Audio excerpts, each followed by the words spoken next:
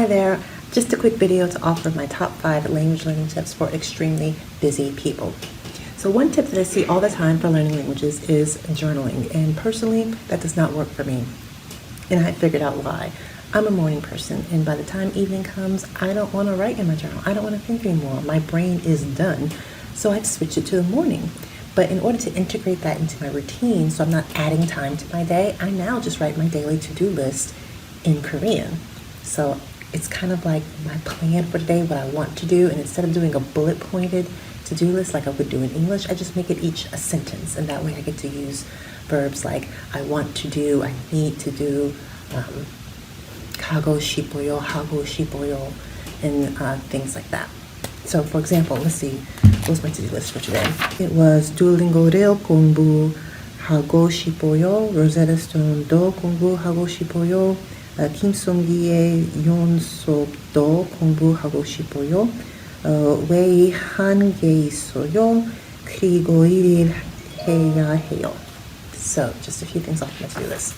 The second thing I have for busy people is listening to your favorite drama in the background while you're doing other things. So a lot of times I have to grade papers, or I'm doing a lesson plan for class. Just in the background, I have my favorite drama playing over and over again. So it's either Five Enough or Wreck-It Ralph with a Korean dub. I played one of those, and I've played them so many times that I can almost have them memorized. But it's very helpful because you end up learning vocabulary, learning sentences without even knowing it. So, for example, I've watched Five Enough so much that I know all the family relations, all the name for your mother's sister, or your mother's brother, or your wife's brother, all those names.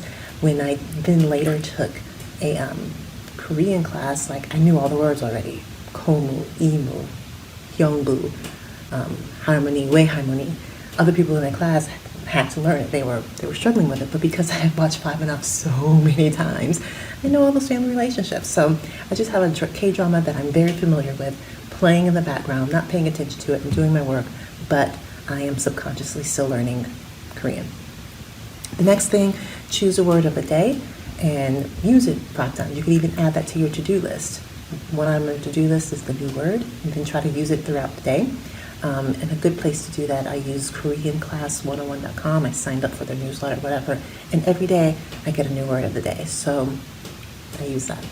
Number 4, counting in your target language. So let's say you're going up steps. Count the steps in your target language. Let's say you're doing squats. Count the squats in your target language. It really helps you to learn numbers. A lot of people struggle with numbers. I'm a mathematician. I love numbers, so I'm always just counting things in my target language.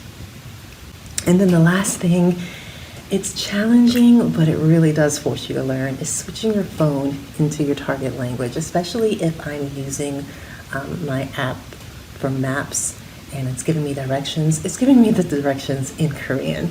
So you have to be careful when you do this, but it really does help you learn. Like I know my left and my right, I know south, I know those words and things like that because my phone is in Korean. Also, my phone is in Korean, so when I go to like Google or something like that, it has articles in Korean. So I'll click on something because I'm like, oh, I know that celebrity, what's going on in their life? And then I'll read that article. So those are my 5 quick learning tips for extremely busy people. Hope it helps.